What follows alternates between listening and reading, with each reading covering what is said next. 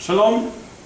De inmediato la séptima aliyá del capítulo 11, versículo 32 y terminará en el versículo 47.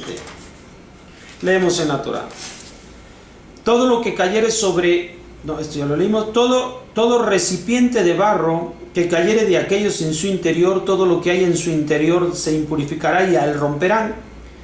Todo alimento que es comido que tenía agua sobre él quedará impuro, y toda bebida que se bebe que esté en cualquiera de esos recipientes quedará impura, y todo lo que caiga de los cadáveres sobre ellos quedará impuro. Un horno o un hornillo serán destrozados, impuros son ellos, impuros serán para ustedes, pero si cayere en un manantial o en un pozo de reunión de agua será puro.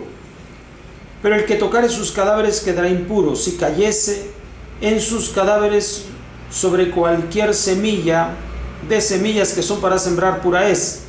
Pero si fuere puesta agua sobre la semilla y cayó de sus cadáveres sobre ella, impura es ella para ustedes.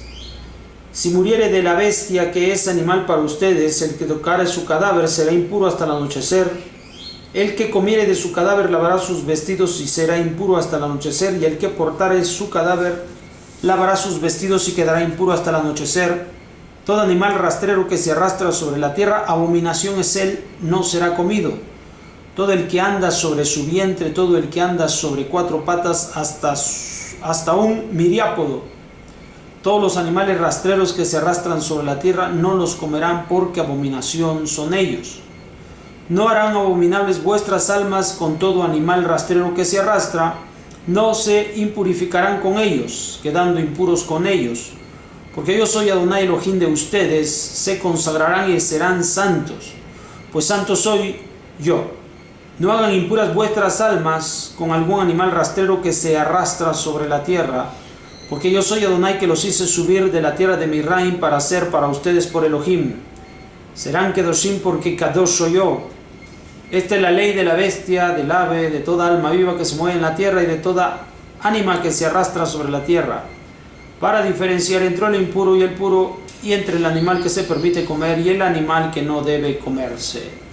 Para terminar, hablando otra vez sobre el kashrut, pero ahora en el rubro de lo que no está permitido, es decir, de lo que está prohibido. Ya habíamos citado que ciertos animales que no cumplen las características del kashrut, de pureza, entonces no podrán ser ingeridos, e incluso sus cadáveres contaminarán algunos otros elementos que nosotros tenemos precisamente en la cocina, en nuestro cuerpo, en nuestro trabajo. Entonces debemos cuidarnos de que tales cadáveres no toquen ciertos elementos, pues en ese momento se impurificarán.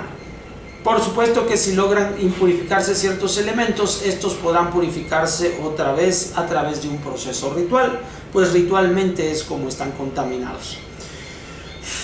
Bien, también se recalca sobre los reptiles. Los reptiles también son un foco de inmundicia muy grande, así que debemos tener cuidado de ellos. ¿Por qué se nos especifica lo del kashrut? Porque es para que nuestra alma no se contamine. Nuestra inmundicia es adquirida, en este caso, por el contacto con los cadáveres de animales impuros y de cosas que son contaminadas con ellos, también alcanzan a contaminar al hombre. Debe salvaguardarse el alma de cada ser humano, de ahí que es importante que nosotros tomemos en cuenta con conocimiento y con claridad lo que significa el kashrut.